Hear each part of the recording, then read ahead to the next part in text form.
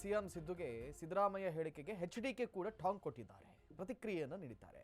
ಈ ಹಿಂದೆ ಕೂಡ ಎಚ್ಡಿಕೆ ಸಿಎಂ ಆಗಲ್ಲ ಅಂದಿದ್ರು, ಆದರೆ ಸಿದ್ದರಾಮಯ್ಯ ನಮ್ಮ ಮನೆ ಬಾಗಿಲಿಗೆ ಬಂದ್ರು ಅಂತ ಎಚ್ಡಿಕೆ ಹೇಳಿಕೆಯನ್ನು ಕೊಟ್ಟಿದ್ದಾರೆ.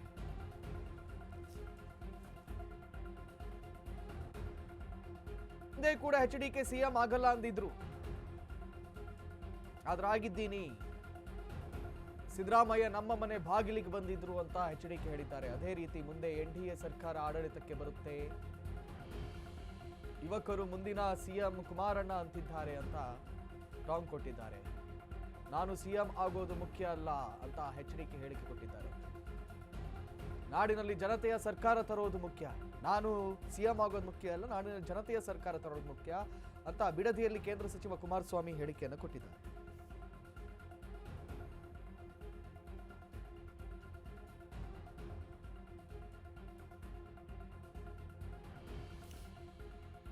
ಕುಮಾರಸ್ವಾಮಿ ಸಿಎಂ ಮಾತಿಗೆ ಪ್ರತ್ಯುತ್ತರವನ್ನ ಕೊಟ್ಟಿದ್ದಾರೆ.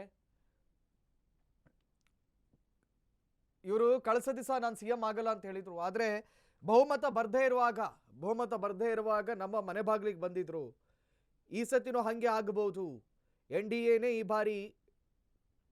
ಬಾರಿ ಗೆದ್ದು ಬೀಗುತ್ತೆ ಅಂತ ಕುಮಾರಸ್ವಾಮಿ ಹೇಳಿಕೆಯನ್ನು ಕೊಟ್ಟಿದ್ದಾರೆ. ಸೊ ಕೌಂಟರಿಗೆ ಪ್ರತ್ಯುತ್ತರವನ್ನ ಸಿಎಂ ಸಿದ್ದರಾಮಯ್ಯರವರ ಮಾತಿಗೆ ಪ್ರತ್ಯುತ್ತರವನ್ನ ಇದೀಗ ಕುಮಾರಸ್ವಾಮಿ ಅವರು ನೀಡಿರುವಂಥದ್ದು.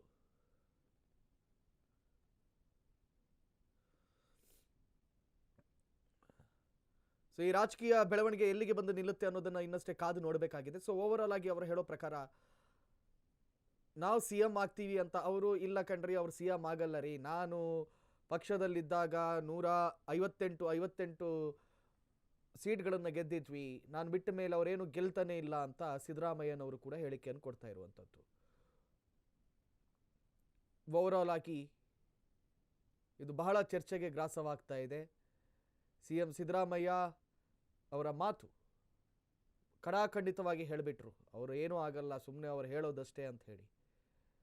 ಅಷ್ಟು ಸುಲಭದಲ್ಲಿ ಸಿದ್ದರಾಮಯ್ಯ ಅವರು ಮಾತಾಡಿಬಿಟ್ರಲ್ಲ ಅಂತ ಇದೀಗ JDS ಕಾರ್ಯಕರ್ತರು ಕೂಡ ನಿಗಿ ಆಗಿದ್ದಾರೆ.